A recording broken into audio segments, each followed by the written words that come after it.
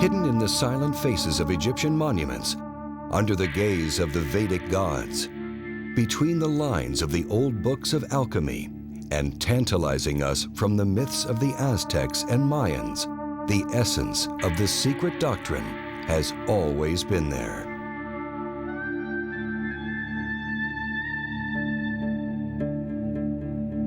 Throughout the history of humanity, only the elect few were initiated into the mysteries of this great universal truth. And those few guided the rest of humanity and gave them the outward symbols of that truth as guidance. For the great arcanum, the secret of secrets, was fiercely protected and offered only to those who had proven their moral purity and trustworthiness. But as humanity degenerated into barbarism and cruelty, the divine knowledge went underground to survive in isolated pockets around the world. For many centuries, the great arcanum has been beckoning to humanity from behind the stories and myths that veil it. The knowledge it delivers is universal and applies to all true religions and mystical traditions.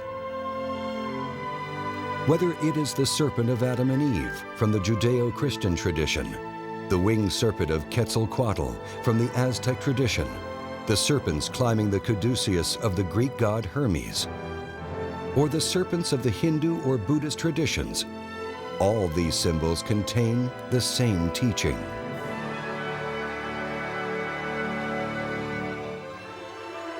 At long last, after centuries of darkness and ignorance, the time has come for this hidden doctrine to be revealed.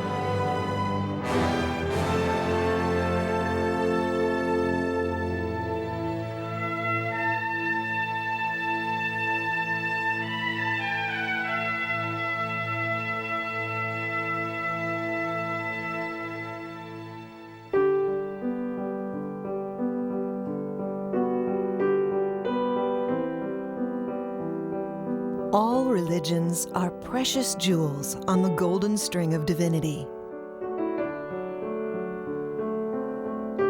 The word religion derives from the Latin root re-ligare, which means union. The word yoga is derived from the Sanskrit root yug, which also means union. At their base, the different traditions of East and West describe the same goal: union with divinity. Religious traditions provide the map that one must follow in order to reach unification with the divine. Every religion seeks to express the same core knowledge. But one needs the right tools in order to read the map. With the right tools and their proper use, an aspirant of any religion or tradition may enter into direct experiential knowledge of the divine. It can be seen then that there is truly one science, one path, but appearing with different names and faces. For narrow is the gate, and straitened the way that leads to life, and they are few who find it. In Greek, the narrow path is called gnosis, which means knowledge. In Hebrew, the same narrow path is called da'at, which also means knowledge.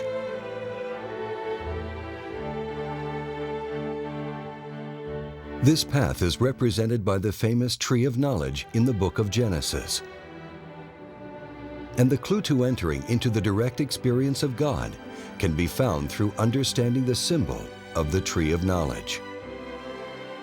Genesis, the Judeo-Christian teaching of creation, was written as a means to pass down the knowledge of the great arcanum to those with the eyes to see and the ears to hear. Its inception was influenced by both Eastern and Western traditions in order to provide humanity a key contained in the foundation of all the great religions of the world.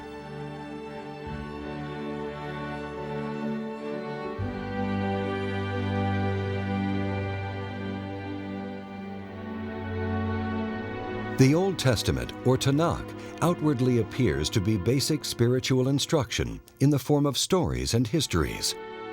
Yet in truth, it is a vehicle of the secret knowledge. To better understand the origins of the Judeo-Christian tradition of Genesis, it is necessary to take a brief look at the life of the author, Moses. Although of Jewish lineage, Moses was raised to be an Egyptian pharaoh and was trained in not only the hidden wisdom of Egypt, but also that of his native Judaism. The civilization of ancient Egypt is among the longest lasting in the history of humanity and an accepted custodian of immense knowledge in the ancient world. Judaism was directly influenced by two of the oldest civilizations on record, those of Sumeria and Babylonia, civilizations famous for their mystery schools. Schooled in the hidden teachings of these ancient traditions, Moses wrote the first 5 books of the Bible in Hebrew and in code, as was the tradition. Thus, every story and name contained within the books of Moses hides a deeper meaning. As it says in the mystical Hebrew book, the Zohar, The narratives of the doctrine are its cloak. The simple look only at the garment, that is, upon the narrative of the doctrine. More they know not. The instructed, however, see not merely the cloak, but what the cloak covers. The Bible is symbolic. The characters and events of the Bible are a cloak that veils the real message. This inner knowledge has been hidden, or in the case of Christianity, rejected entirely. The Bible, like all great religious books, has been interpreted literally.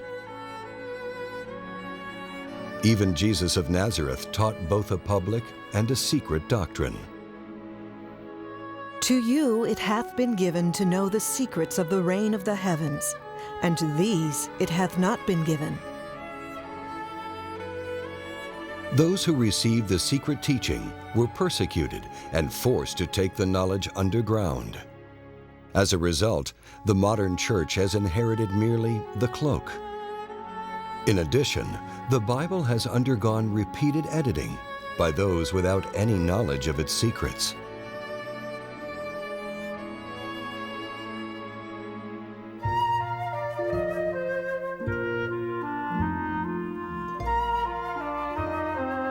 Although the modern Bible is greatly disfigured, it is nevertheless infused with the ancient secret doctrine. However, the many levels of meaning hidden in the Hebrew letters are not visible in the modern language versions of the Bible. For example, the very first words of the Bible in Hebrew are Bereshit bara Elohim. The common literal translation is, "In the beginning, God creates." But the Hebraic translation, found in the Zohar, reads, "In wisdom, Elohim creates." Elohim is a Hebrew word. The root El is Hebrew for God and is masculine. The feminine form of El is Eloah, which means goddess. Elohim is plural, thus meaning gods and goddesses, male, female.